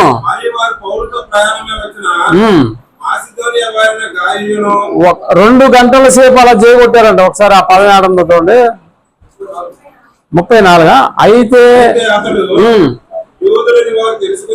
ఆ యూదులని వారు తెలుసుకున్నప్పుడు ఏంటంట అందరూ ఏక శబ్దముతో 2 గంటలన్న పదం కూడా దేవుడు రాయించాలా అంటే దీని వెనకాల ఏం జరుగుతుందో నీకు అర్థమవుతుందా? 2 గంటల సేపు ఒక్కసారిగా గ్రూప్ ఆఫ్ పీపుల్స్ నిలబడి 2 గంటల సేపు ఆర్తనాదాలు చేస్తున్నారు. ఏమని? ఎఫెసీల అర్థమీదేవి మహాదేవి అన్నారంట. ఎన్నిసార్లు? ఒకసారా? 2 గంటల సేపు ఎన్నిసార్లు అరుస్తుంటారో చెప్పండి. 2 గంటల సేపు నాన్ స్టాప్ గా అరుపులు రావడం అంటే మీరు ఆలోచన చేయండి.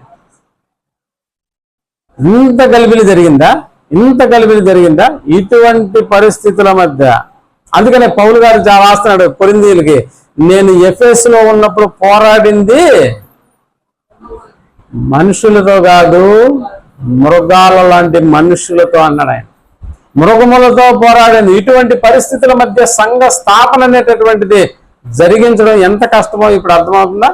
కాబట్టి ప్రేమటువంటి వాళ్ళరా, ఎఫెసులో అన్యులు ఎక్కువగా ఉంటున్నారు, వారితోనే సంఘం అనేటటువంటిది స్థాపన ప్రథమంగా జరిగిందన్న సంగతి. అన్యులు ఎందుకయ్యా ఈ మార్గాన్ని విశ్వసించారంటే అనేకులు స్వస్థత పొందారు, అనేకులు దయ్యాల చేత పీడింపబడినటువంటి వాళ్ళందరూ కూడా యేసు అనేటటువంటి ఆ ఉచ్చాటనకు వాళ్ళు తల వంచారు. కాబట్టి పౌలు గారు ఏం చేయాలో చెప్పండి అన్నప్పుడు అప్పుడు పౌలు గారు యేసును కూర్చున్నటువంటి వార్తను వాళ్ళకి తెలియజేసినట్టుగా మనకు అర్థమవుతుంది. అలా స్వస్థత పొందినటువంటి కుటుంబాల్లో కొంతమంది యేసుక్రీస్తును విశ్వసించినటువంటి వారితో ఎఫెసులో ప్రారంభంగా ఒక స్థానిక సంఘం ఏర్పడిందన్న సంగతి మనం జ్ఞాపకం చేసుకోవాలి. సో ఇక్కడ 3వ ప్రయాణంలో తిరిగి యెరూషలేముకు తిరిగి వెళ్ళినప్పుడు నిజంగా పౌలు గారు అక్కడ నేను యెరూషలేం కానీ వెళ్ళిపోతే నేను అక్కడ బంధించబడతాను, అక్కడ నా కొరకు బంధకాలు ఎదురు చూస్తున్నాయని చెప్పి మిలేతు అనేటటువంటి ఎఫెసీ పట్టణానికి పక్కన ఉన్నటువంటి మిలేతు పట్టణానికి వెళ్ళినటువంటి పౌలు 3వ ప్రయాణంలో ఎఫెసీ అనేటటువంటి ఆ సంఘానికి ఒక వర్తమానం పంపించాడు. ఎఫెసీ సంఘస్థులారా, అందులో ఉన్నటువంటి పెద్దలారా, ఒక్కసారి మిలేతులోకి వచ్చి నన్ను కలవండి అని చెప్పాడు. ఇప్పుడు పౌలు గారు మిలేతులో ఉన్నాడు. వర్తమానం ఎఫెసీ సంఘంలో పెద్దలకు అందింది. ఇప్పుడు పెద్దలు హుటాహుటిన ఎక్కడికి వచ్చారంటే మిలేత్ అనేటటువంటి పట్టణానికి పౌలును కలుసుకోవడానికి అక్కడికి వచ్చారు. సో అక్కడికి వచ్చినప్పుడు ఇప్పుడు పౌలు పెద్దలతో ఒక కాన్ఫరెన్స్ ఏర్పాటు చేసినాడు. కొన్ని సంగతులను వాళ్ళతో మాట్లాడడానికి పౌలు గారు అక్కడ ఆ సంఘ పెద్దలతో సమావేశం జరిగింది. అందులో మాట్లాడిన వివరాలు ఎలా ఉన్నాయో చూడండి ఒకసారి. మత్తయి రాసిన అపోస్తుల కార్యం 20 అధ్యాయంలోనే 17వ వచనాన్ని మనం ఆలోచించగలిగితే, అపోస్తుల కార్యం 25 మర్నాడు యూఎస్‌కు ఎదురుగా వచ్చితిమి. మర్నాడు సుమేసులకు చేరి ఆ మర్నాడు మిలేతులకు వచ్చితిమి. సాధ్యమైతే పెంతెకోస్తు దినమా పౌలు త్వరపడతా ఉన్నాడు కనుక కాలహరణం చేయకుండా ఎఫెసుకు పోతే లేట్ అయిపోద్ది అనుకొని నిర్ణయించుకున్నాడు. మిలేతులో ఉండి ఎఫెసులో ఉన్నటువంటి సంఘానికి వర్తమానం పంపించాడు. సంఘ పెద్దలను పిలువనంపించాడు. వారు తన యొద్దకు వచ్చినప్పుడు వారితో ఇలా అంటాడు. వాళ్ళెవరు? సంఘంలో అప్పటికే పెద్దలుగా ఏర్పడినటువంటి స్థానిక సంఘం ఎఫెసీ స్థానిక సంఘం. అందులో పరిచారకులు ఉన్నారు, అందులో పంచిపెట్టే వాళ్ళు ఉన్నారు. అంటే సంఘం క్షేమాభివృద్ధి చెందడానికి కొందరిని దేవుడు ఏం చేశాడంట? వివిధ రకాల శాఖలుగా నిర్ణయించినాడు. అందులో పెద్దలు కూడా ఏర్పాటైనటువంటి స్థానిక సంఘమే ఎఫెసీ పట్టణంలో ఏర్పాటైన స్థానిక సంఘం. కాబట్టి అక్కడ ఏర్పడినటువంటి పెద్దలను ఇప్పుడు పిలిపించి వాళ్ళతో ఒక సమావేశాన్ని చేస్తున్నాడు అనమాట. ఏం చెప్తున్నాడు చూడండి. నేను ఆసియాలో కాలు పెట్టిన దినం నుండి ఎలాగ నడుచుకుంటున్నా మీరే ఎరుగుతురు. యూదుల కుట్రల వలన నాకు శోధనలు సంభవించినను కన్నీళ్లు విడుచుతూ పూర్ణమైన వినయ భావముతో ఇదంతా మీకు తెలుసు అని చెప్పి 27వ వచనంకి వచ్చేసేటప్పటికి అది దేవుని సంకల్పం అంతయు నీకు తెలపకుండా నేనేమి దాచుకోలేదు అన్నాడు. ఈ సంగతి ఎవరితో చెప్తాడు ఈ మీటింగ్ లో? సంఘ పెద్దలతో. సంఘ పెద్దలు ఎవరు?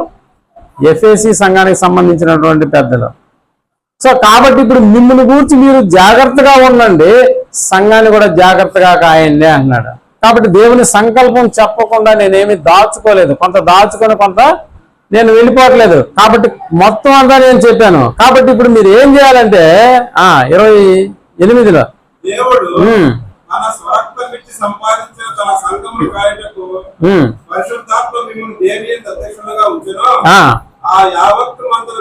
అదిగో ఆ యావత్తు మందంటే ఎఫెసులో ఉన్న స్థానిక సంఘాన్ని ఉద్దేశించి ఆ యావత్తు మందను గూర్చియు మిమ్మును గూర్చియు కూడా అన్నాడు. మిమ్మును గూర్చి మీరు కూడా జాగ్రత్తగా ఉండండి.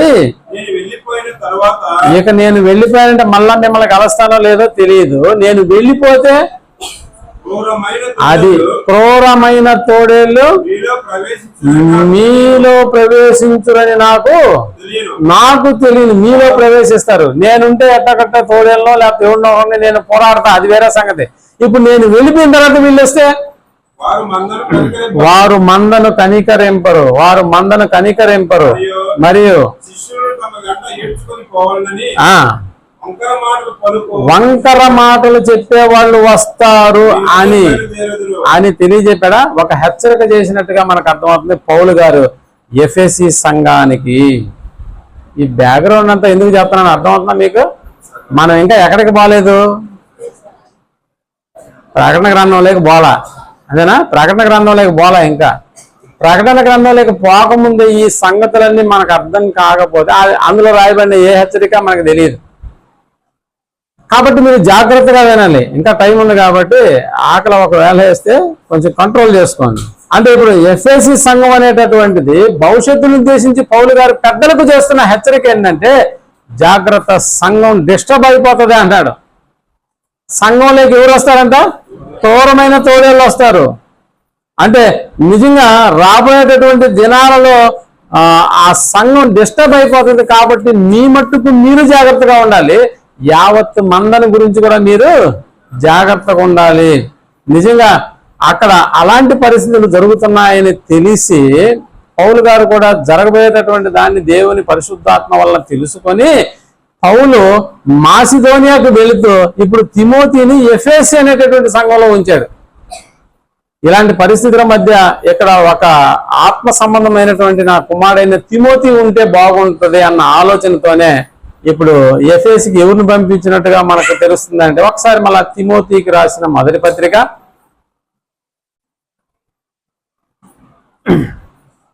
1వ అధ్యాయం 3వ వచనాన్ని మనం ఆలోచించగలిగితే, నేను మాసిదోనియాకు వెళ్ళుచుండగా సత్యమునకు భిన్నమైన బోధ చేయవద్దనియు కల్పనాకథలను మితము లేని వంశావళులను విశ్వాస సంబంధమైన దేవుని ఏర్పాటుతో కాక వివాదములతోనే సంబంధము కలిగి ఉన్నవి కనుక వాటిని లక్ష్య పెట్టవద్దనియో అందరినీ ఆజ్ఞాపించుటకు ఎవరికి చెప్తున్నాడు? తిమోతికి చెప్తున్నాడు. ఎవరు చెప్తున్నాడు? పౌలు గారు. అంటే బోధ విషయంలో జాగ్రత్త పడమని తిమోతిని నిన్ను అక్కడ ఉంచుతున్నాను. తిమోతి, నువ్వు ఎఫెసీ సంఘంలో నిలబడాలి. ఎందుకంటే అప్పుడప్పుడే సంఘంగా ఏర్పడినటువంటి కాదు, ఆల్రెడీ పెద్దల స్థాయికి వచ్చినటువంటి స్థానిక సంఘం అది. జాగ్రత్త. వాళ్ళకి నేను హెచ్చరిక చేశాను, అక్కడ క్రూరమైన తోడేళ్లు వస్తారు, సంఘాన్ని డిస్టర్బ్ చేసేటటువంటి బోధలు అక్కడికి వస్తాయి. కాబట్టి చాలా జాగ్రత్తగా ఉండాలి. అంటే ఎఫెసీ సంఘం ప్రారంభం మరియు దానికి ఉన్నటువంటి పరిస్థితులు, ఈ కార్యక్రమాలన్నీ ఎప్పుడు జరిగాయనంటే నిజంగా క్రీస్తుకు పూర్వం అంటే ఆయన రాకముందు క్రీస్తు శకం 70వ సంవత్సరంలో యెరూషలేం అనేటటువంటిది నాశనమైంది. నాశనం కావడానికి ముందే ఎఫెసులో ఉన్నటువంటి పరిస్థితులు, ఇలా పౌలు గారు ఈ పరిస్థితులన్నింటినీ గురించి నిజంగా పెద్దల్ని హెచ్చరించాడు. అక్కడ జరిగేటటువంటి ఆ డిస్టర్బెన్స్ జరగకుండా ఉండడానికి తిమోతి అనేటటువంటి ఒక యవనస్తుని కూడా అక్కడ ఎఫెసీ సంఘంలో ఉంచాడన్న సంగతి మనకు అర్థమైంది. అంటే ప్రారంభంలో అయితే పౌలు, ఆ తర్వాత పెద్దలు, ఆ తర్వాత తిమోతి. నిజంగా తిమోతి అనంతరం ఆ సంఘంలోకి వెళ్ళి అడుగు పెట్టినటువంటి వ్యక్తి ఎవరో కాదు, ప్రకటన గ్రంథం రాసిన యోహాను గారు. ఆ పాయింట్ అర్థమవుతుందా? ఎక్కడి నుంచి ఎక్కడికి వచ్చారంటే ఎఫెసీ సంఘంలోకి దాదాపుగా యోహాను గారు ఎంట్రీ అయింది. ఎఫెసీ పట్టణంలో చాలా కాలం ఆయన ఎఫెసీ పట్టణంలోనే యోహాను గారు కూడా అక్కడ పరిచర్య చేసినట్టుగా మనకు అర్థమవుతుంది. అనగా పద్మాసుకు పోయేంత వరకు యోహాను గారు ఎక్కడ ఉన్నారంటే, ఎక్కడ చేరిని అరెస్ట్ చేసినారు యోహాను గారిని అంటే ఎఫెసులోనే అరెస్ట్ చేసి ఎక్కడికి తీసుకెళ్లారు ఆయన్ని? పద్మాసు దీవికి తీసుకెళ్లారండి. అప్పటి వరకు ఎఫెసులోనే ఉన్నాడా? అవును. అంతేకాక ఎఫెసీ సంఘానికి ఒక కాపరిగా అక్కడికి ఈయన ఉన్నాడన్న సంగతి మనం జ్ఞాపకం చేసుకుంటే, దాదాపుగా ఎఫెసీ పట్టణంలో ఉన్నటువంటి సంఘంలో కాపరిగా 20 ఏళ్ళు పనిచేసినటువంటి దాఖలాలు యోహాను గారికి ఉన్నాయి. చరిత్ర విశ్లేషకులు రాసినటువంటి మాటను బట్టి యోహాను గారు అరెస్టు చేయబడింది ఎక్కడ అంటే ఎఫెసీ సంఘం, ఎఫెసీ ఉన్నటువంటి ఆ ప్రాంతంలో. ఇంత పెద్ద నేపథ్యం ఉన్నటువంటి ఈ ఎఫెసీ సంఘానికి నిజంగా యేసుక్రీస్తుల వారు ఆ ఉత్తరాన్ని రాసి పంపుతూ అనేటటువంటి సంగతులను గురించి యోహాను గారికి ఈ సంగతులు చెప్తున్నటువంటి సంగతులు మనకు అర్థమవుతాయి. అందుకనే క్రీస్తుకు పూర్వం కాదు, క్రీస్తు శకం 96-100 సంవత్సరాల మధ్య కాలంలో ఈ పత్రిక రాస్తున్నట్టుగా మనకు అర్థమవుతుంది యోహాను గారు. అంటే యోహాను రాసినటువంటి ప్రకటన గ్రంథం అనేటువంటి. అప్పటికి ఎఫెసీ సంఘం ఎలా ఉందని అంటే, ఈ సంగతులు రాసేటప్పటికి పౌలు గారు లేరు. ఇది ప్రకటన గ్రంథం 2వ అధ్యాయంలో ఎఫెసీ సంఘాన్ని గురించి రాసేటప్పటికి పౌలు గారు ఉన్నారా? పౌలు గారు లేరు. పౌలు గారు అక్కడ లేరు. కాపరిగా పనిచేసిన యోహాను గారు పద్మాసు ద్వీపానికి వెళ్ళిపోయాడు.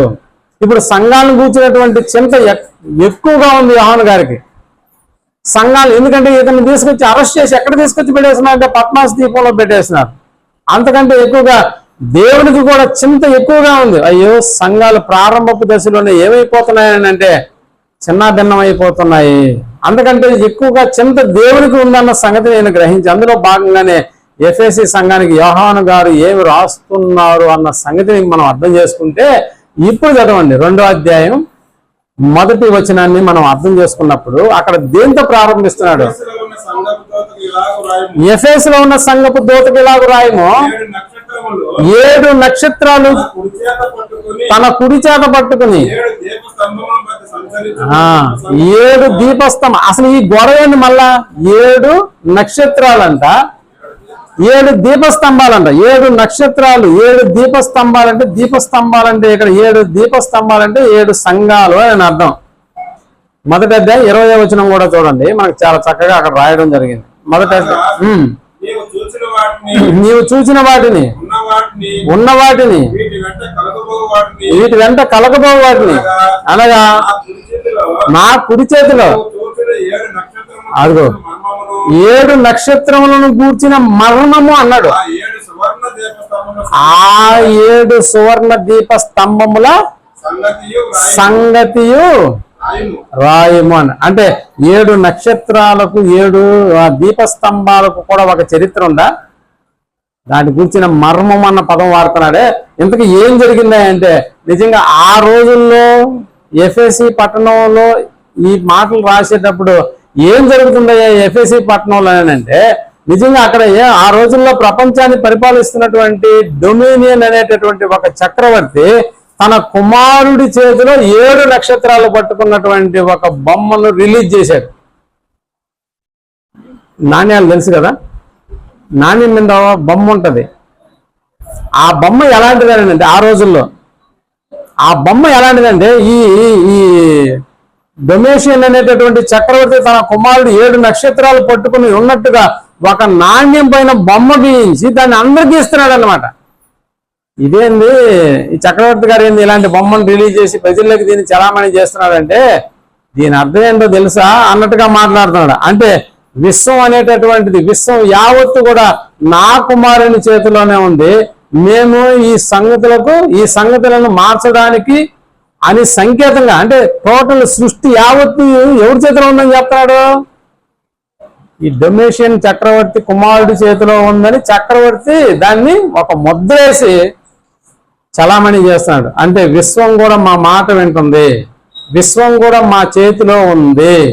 అంటే మేము ఎప్పుడు వర్షాలు కురవమంటే అప్పుడు కురవస్తాయి, మేము ఎప్పుడు ఆగిపోమంటే ఇప్పుడు. ఈ సంగతి తెలిసినప్పుడు ప్రజల యొక్క భావాలు ఎలాగో, అమ్మో ఈయన వద్దంటే ఆగిపోతాయేమో, ఈయన కురవమంటే కురవస్తాయేమో, కాబట్టి ఈయనకి మనం దాసోహం అవ్వాలి అన్నట్టుగా ప్రజలను తన వైపు తిప్పుకోవడానికి ఇలాంటి పద్ధతులను ఆ రోజుల్లో డొమినియన్ చక్రవర్తి తన కుమారుడి చేతిలోనే ఈ విశ్వం యొక్క పని అంతా ఉంది అనే సంకేతాన్ని తెలియజేస్తున్నాను. అంటే నిజంగా ఇక్కడ ఇలాంటి పద్ధతిని ఈ డొమేషియన్ అనే చక్రవర్తి ఎప్పుడైతే వాడాడో, ఇలాంటి పరిస్థితుల్లో యోహాను గారికి చెప్తున్నటువంటి మాట, నువ్వు రాయ్ యోహాను, నువ్వు రాయ్ 7 నక్షత్రాలు చేతుల్లో కాదు, ఆడి చేతుల్లో కాదు ఉండాల్సింది, నా చేతుల్లో ఉన్నాయి అన్నాడు. ఆ 7 నక్షత్రాలు అనేటటువంటి ఆడి చేతిలో కాదు, ఆడి చేతిలో సృష్టి ఉందా, ఆడి చేతిలో విశ్వం ఉందా, ఆడు ఎప్పుడు రమ్మంటే అప్పుడు వానలు వస్తాయా, ఆడు ఎప్పుడు రమ్మంటే అప్పుడు ఎండలు కాస్తాయా, లేదా ఇదంతా నా చేతిలో ఉంది అని తెలియజెప్పడానికి నువ్వు రాయి, ఈ సంగతి రాయి.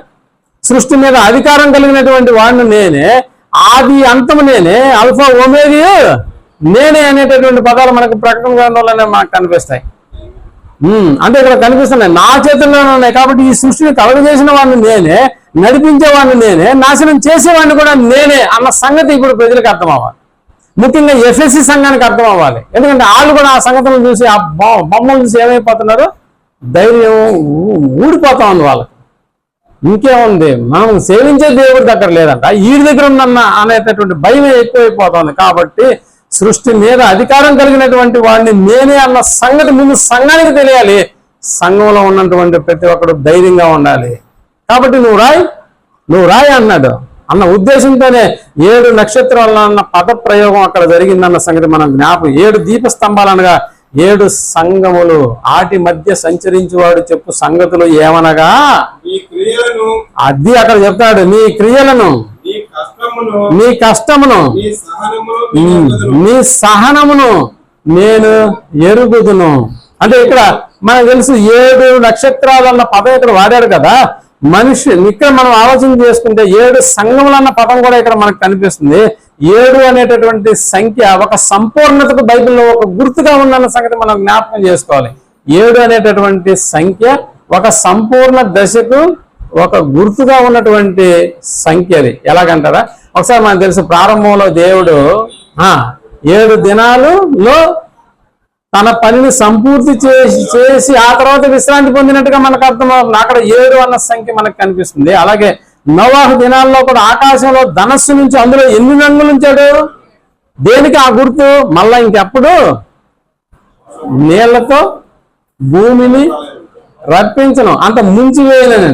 మనకు తెలుసు కదా, నయమాను ఎలీషా దగ్గరకు వచ్చినప్పుడు కూడా నువ్వు యోర్దాను నదిలోకి వెళ్ళి పదం వాడండి 7 మార్లు ఏం చేయాలా అంటే 7 అనేటటువంటి సంఖ్య మనకు కనిపిస్తుందా?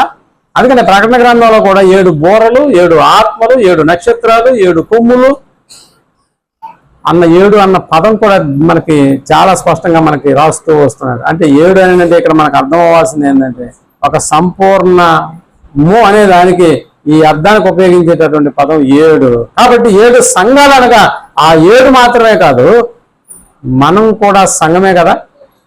మనం కూడా సంఘమేనా కాదా? కాబట్టి మనం కూడా సంఘమే. ప్రపంచంలో అందరి కొరకు ఆయన ప్రాణం పెట్టాడు. కాబట్టి ఎవరి సంఘాల్లో జరిగేటటువంటి విషయాలు వారికే తెలుస్తాయి. నిజానికి చెప్పాలంటే మన స్థానిక సంఘంలో జరిగే విషయాలు మనకే తెలుస్తాయి. కానీ ప్రపంచంలో అన్ని సంఘాల్లో జరిగే సంగతులు ఎవరికి తెలుస్తాయి? దేవుడికి తెలుస్తాయి. కారణం ఆయన ఏం చేస్తున్నాడంటే సంచరించుతున్నాడు అన్న పదం అక్కడ మనకు కనిపిస్తుంది. అందుకే ఆసియాలో ఎఫెసీ సంఘాన్ని చూసి మంచి చెడు చూసి రాయి అన్నాడు. అక్కడ మంచి ఏందో చూడు, అక్కడ చెడ్డ ఏందో చూడు, రాయి. ఇదే విషయాన్ని నిజంగా నేడు మనం అనుకుంటే మన స్థానిక సంఘాల్లో కూడా మంచి ఉంటుంది, చెడు ఉంటుంది. సో ఇప్పుడు ఒకసారి అక్కడ ఏం జరుగుతుందో చూద్దాం.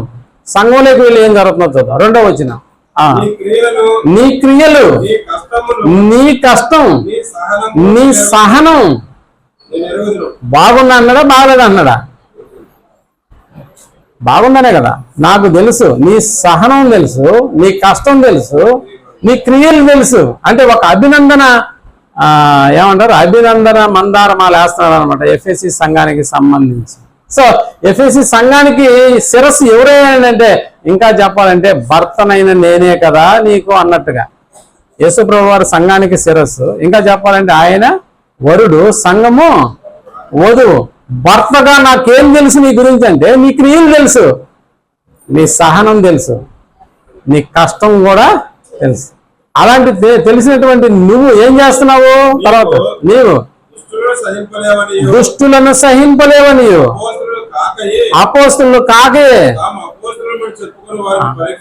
అలాంటి వాటిని కూడా నువ్వు పరీక్షణ చేసి వారు అబద్ధికులవని నువ్వు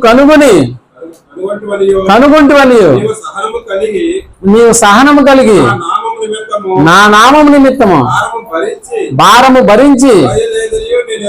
అంటే ఏం చెప్తానో తెలుసా ఎఫ్ఎస్సి సంఘాన్ని గురించి? సహనంలో నువ్వు బాగున్నావు, అబద్ధ బోధకుల విషయంలో నువ్వు ఏం చేస్తున్నావు? వారిని ఖండిస్తున్నావు, దుష్టులను నువ్వు సహించట్లేదు, నా కోసం చాలా బాధలు నువ్వు అనుభవిస్తూ ఉన్నావు. అందుకే నీ గురించిన సంతోషం నాకు కలిగింది అన్న పదాన్ని వాడుతున్నాడు ఎఫ్ఎస్సి సంఘాన్ని గురించి. అయినను అదిగో మొదట నీకుండిన ప్రేమను నీవు వదలితివి, నీ మీద ఇప్పుడు తప్పు ఒకటి మోపుతున్నాను. అంటే ఫస్ట్ ఏమో పొగిడాడా, ఇప్పుడు రెండోసారి ఏం తీసుకొస్తున్నాడు? నీ మీద ఒకటి తప్పు మోపుతున్నాను అన్నాడు. నువ్వు ఏ స్థితిలో నుంచి పడ్డావో అది జ్ఞాపకం చేసుకుని మారు మనసు పొంది ఆ మొదటి క్రియలను చెయ్యి అన్నాడు. అంటే ఇక్కడ 6వ వచనంలో ఒక పదాన్ని రాస్తున్నాడు. ఎఫెసీ సంఘము నికోలాయితులను ఏం చేస్తున్నాడు? అయితే ఈ ఒకటి నీలో ఉంది. నికోలాయితులను కాదు, నికోలాయితుల క్రియలను నువ్వు ద్వేషిస్తున్నావు. నికోలాయితుల బోధ ఏందో మనం తెలుసుకున్నాం. నికోలాయితులను నువ్వు ఏం చేస్తున్నావు? నికోలాయితులను ద్వేషించట్లేదంట ఎఫెసీ సంఘం. క్రియలను ద్వేషిస్తుంది, వాళ్ళ యొక్క బోధన కూడా ద్వేషిస్తూ ఉంది. ఎప్పుడు కూడా మనం ఎలా ఉండాలి అంటే నిజంగా మనం మనిషిని ఎప్పుడు కూడా మనం ఏం చేయాలంటే మనిషిని ద్వేషించకూడదు, మనిషిలో ఉన్నటువంటి చెడును మాత్రమే ద్వేషించాలి. డాక్టర్ కూడా చూడండి, రోగిని ప్రేమించాలి, రోగాన్ని ఏం చేయాలా, ద్వేషించాలి, అంతే కదా. ఒళ్ళంతా కురుపులతో వెళ్ళి డాక్టర్ గారు నా ఆరోగ్యం బాగు చేయండి, చిచ్చి వెళ్ళిపోయి ఇక్కడి నుంచి అని అంటాడా? అలా అనేవాడు డాక్టర్ కాదు. అందుకని రోగిని ప్రేమించాలి, రోగాన్ని ద్వేషించాలి.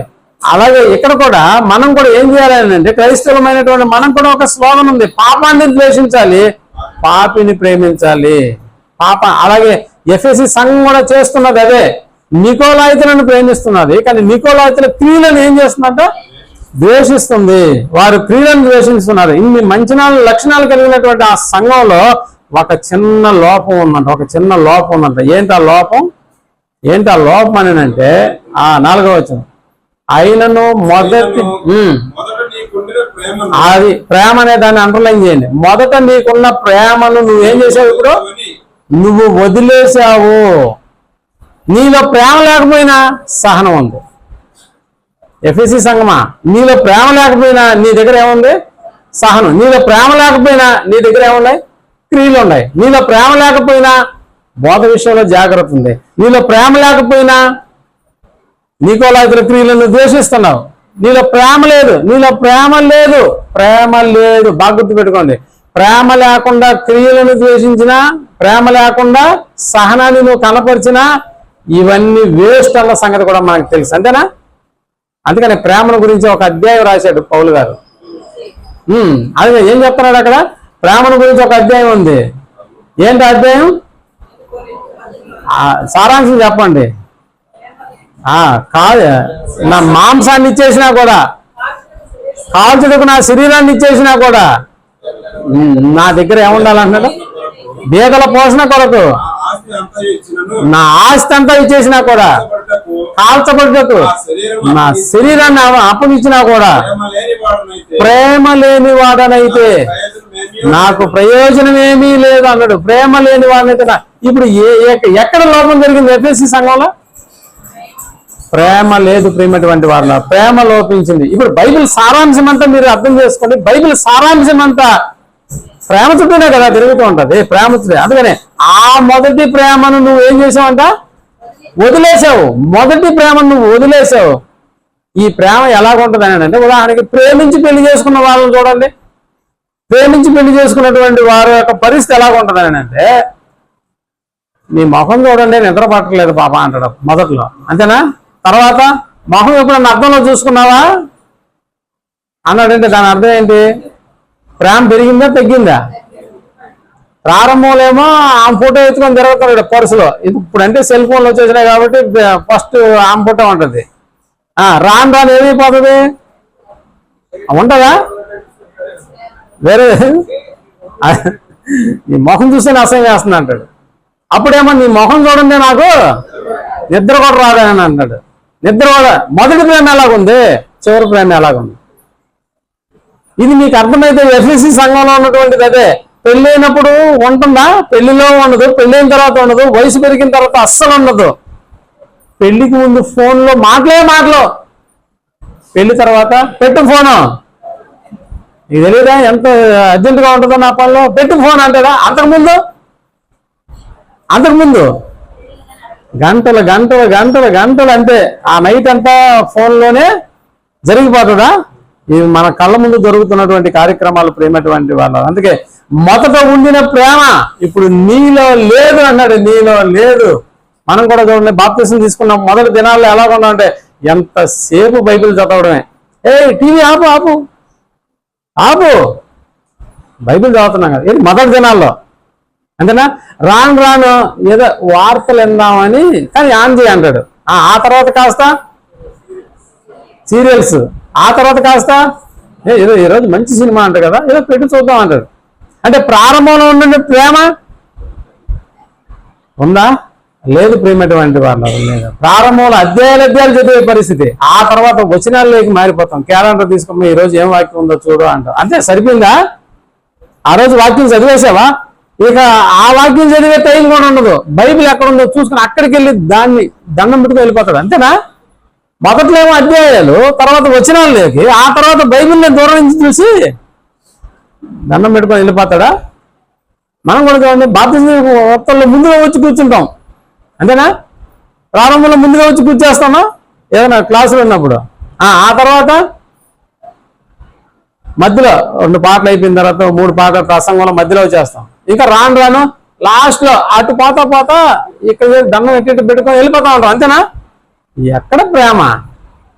మొదట ఉండిన ప్రేమ ఎఫెసీ సంఘంలో అదే మనకు గుర్తొస్తుంది. ప్రేమటువంటి వాళ్ళరా, నేను కానీ వచ్చానంటే సంఘాన్ని లేపేస్తాను అన్నాడు అక్కడ. ఎఫెసీ సంఘానికి చెప్తున్నటువంటి మాట అదే. ప్రేమటువంటి వాళ్ళరా, ప్రారంభంలో ముందుగా వచ్చేటటువంటి వాళ్ళం, కానీ చివరికి వచ్చేసేటప్పటికి ఏమైపోతున్నాం అని అంటే అన్నీ తగ్గిపోతున్నాయి. మనకు తెలుసు కదా, ప్రారంభంలో ఉన్నటువంటి ప్రేమ ఆ తర్వాత ఏమన్నా ఉంటుందా?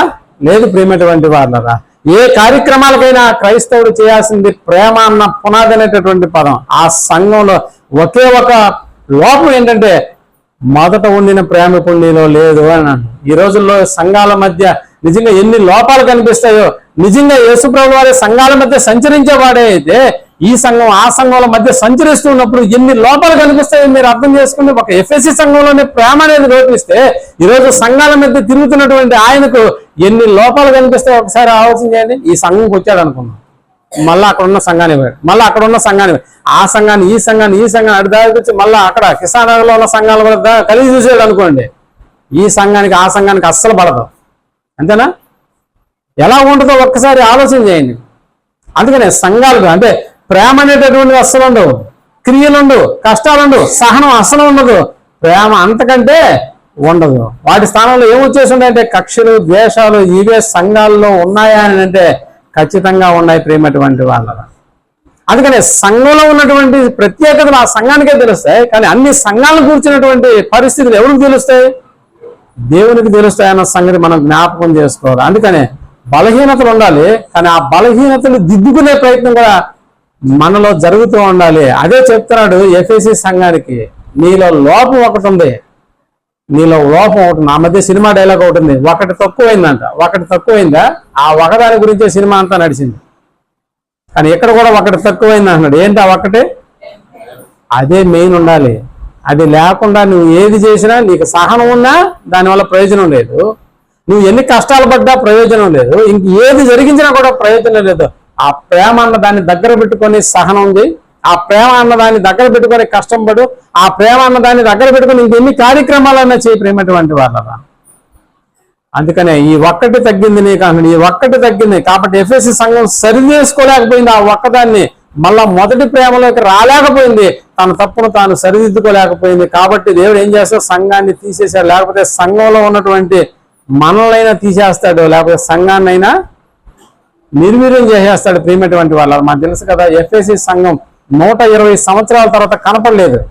మీకు తెలుసా? 120 సంవత్సరాల తర్వాత కనపడలేదు, ఆ సంఘమే లేదు అక్కడ. అంత నిర్వీర్యమైపోయినటువంటి ఆ ఘనత ఎఫెసీ సంఘానికి జరిగింది. కాబట్టి దేవుడు ఎఫెసీ సంఘాన్ని గురించి రాస్తూ నీలో ఒకటి తక్కువ ఉంది, ఆ ఒక్కటి ప్రేమ అన్నాడు. ఈరోజు మనలో కూడా ఏం తక్కువైందంటే ప్రేమ కాదు, ఇంకా చాలా తక్కువైపోయింది. వాటన్నిటిని దిద్దుకొని బతకడమే నేడు మన ముందున్నటువంటి లక్ష్యం ప్రేమటువంటి. అలా ఉంటే దేవుడు మనకి ఆయుష్ని ఇస్తాడు, ఆరోగ్యాన్ని ఇస్తాడు, సంఘాన్ని క్షేమాభివృద్ధి పదంలో జరిపించడానికి ఎన్నో వసతులను దేవుడు మన కొరకు ఏర్పాటు చేస్తాడు. అలాంటి అనేకమైనటువంటి వసతులను నేడు మనం సంపాదించుకోవాలంటే మనం అందరం కలిగి ఉండవలసింది ఆ మొదటి ప్రేమ. ఒకనాడు ఎఫెసీ సంఘానికి రాసినటువంటి ఈ హెచ్చరికే ఈనాడు సంఘాల మధ్య సంచరిస్తున్నటువంటి దేవుడు మనకు కూడా చెప్తున్నటువంటి మాట, ప్రేమ కలిగి సత్యము చెప్పుచు అన్న పదాన్ని వాడుతున్నాడు. కాబట్టి ప్రేమ అనేటటువంటిది ఎంత మాత్రం ఉందో ఒక్కసారి నువ్వు లెక్కలేసుకో. ఒకవేళ తక్కువైతే దిద్దుకొని ముందుకు సాగిపోయేటటువంటి ఆ ఏర్పాట్లు మనం అందరం కలిగి ఉండాలని కోరుకుంటూ